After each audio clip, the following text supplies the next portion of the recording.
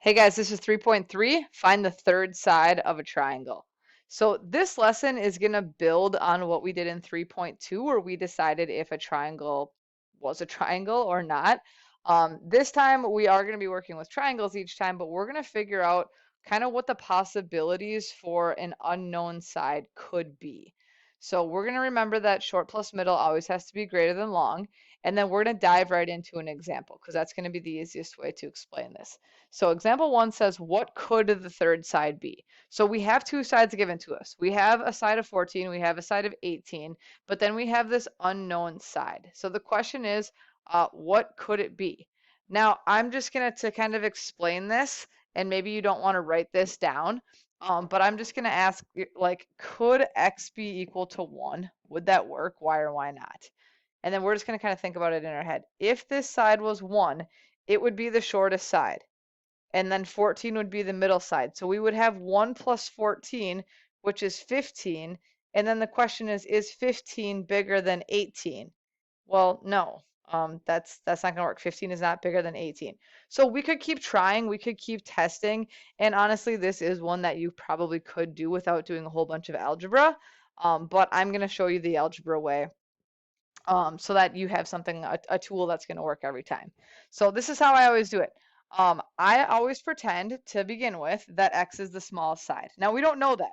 Nothing says that x is the smallest side, but we're going to pretend for now that it is. Okay, now we know that 14 is the middle side, and then 18 is the longest side. And then we're going to do that thing where we do short plus middle has to be greater than long, and we're going to plug our information in. So our small side is now x, and our middle side is 14, and our longest side is 18. And then we're going to solve that the exact same way we would if it were an equal sign. So we're going to subtract 14 from both sides, and we're going to end up with x is greater than 18 minus 4, which is 4. Okay, now that makes sense. If you go back and look at that, if you put 4 in, that's not going to work because 4 plus 14 is 18. That's not going to work. But anything bigger than 4, even if it were like 4.1, 4.1 plus 14 is 18.1, and that is bigger than 18. So that's going to work. Now, nothing said that x was the small side. X could be the biggest side. Now, it doesn't look like it based on this diagram, but we shouldn't always go by looks. We should actually test it out. So now we're going to pretend that x is the biggest side. And if x is the biggest side, then 18 would be the middle side, and 14 would be the smallest side. So we're going to try it again. We're going to try small plus medium is greater than large. And we're going to use our new information, and we're going to say 14 plus 18 is bigger than x.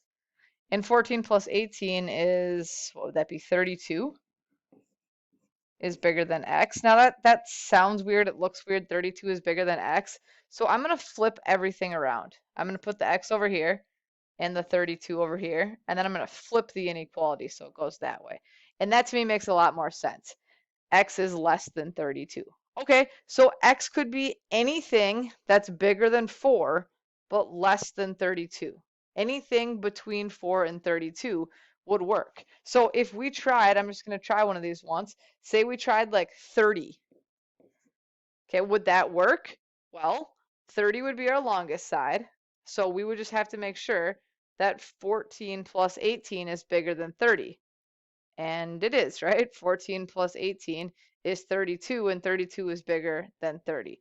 So anything between 4 and 32 works. Sometimes you'll see it written like this. X is in the middle of 4 and 32 with your inequality signs both pointing to the left. So you would read that x is greater than 4 or x is less than 32. All right. Let's try one more. This one is does not have a picture. It has words, so maybe pause and get this one written down. But it says find the range of side lengths for the third side of a triangle if you know that two of the sides are 8 and 15. Okay, so here's how I do this. I'm going to pretend that the unknown side, so x, there's no x there, but we know we need a third side. So I'm going to say x is the smallest, and 8 is the middle, and 15 is the largest. So I'm going to do x plus 8 has to be greater than 15. Solve it. and x is greater than 7. Okay, then I'm going to do it again where I pretend that x is the biggest side. So I'm going to do 8 plus 15 is bigger than x. 8 and 15 is 23. And then remember, I like to flip those around. I like to put the x over there, the 23 over there, and then flip the inequality.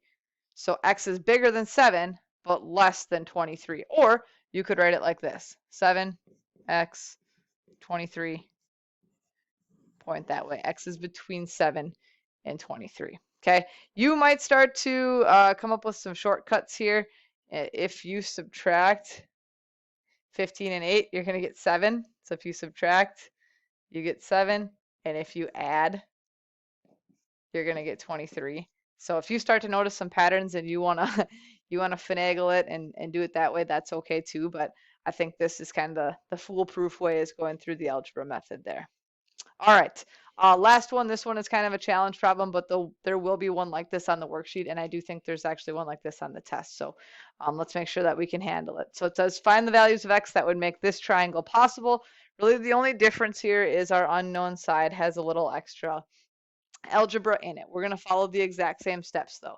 We're going to start by pretending it's the small side. So we're going to do 4x plus 1 plus 9 is greater than 12. We have some like terms to combine. So 4x plus 10 is greater than 12. Subtract 10. 4x is greater than 2. Divide by 4. X is greater than 2/4, or 2/4 can be reduced down to 1/2. So we got a fraction, but that's okay. Certainly not the end of the world there. Then we're going to go on, and now instead of pretending it's the smallest side, we're going to pretend that it's the longest side. Okay, which would make the 9, I guess, the smallest, and the 12 would be the middle side. So now we're going to do 9 plus 12 is greater than 4x plus 1. Okay, now this is a little bit weird. I guess I would probably combine the 9 and the 12. That's going to give us 21. Then we're going to try to get all the numbers to the left, I guess. So subtract 1. We're going to get 20. Divide by 4.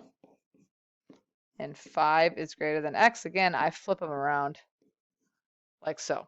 So x has to be bigger than 1/2, but less than 5. X is greater than 1/2, but less than 5. All right, so in summary, keep using short plus middle is greater than long. Step 1, pretend the missing side is the short side and solve it. Step 2, pretend the missing side is the long side and solve it. So I don't think there's anything difficult about the method. It can be a little bit of work. There can be kind of some cumbersome algebra steps in there. But overall, I think if you give it a good effort, you'll be just fine with this one. Let me know if you need any help.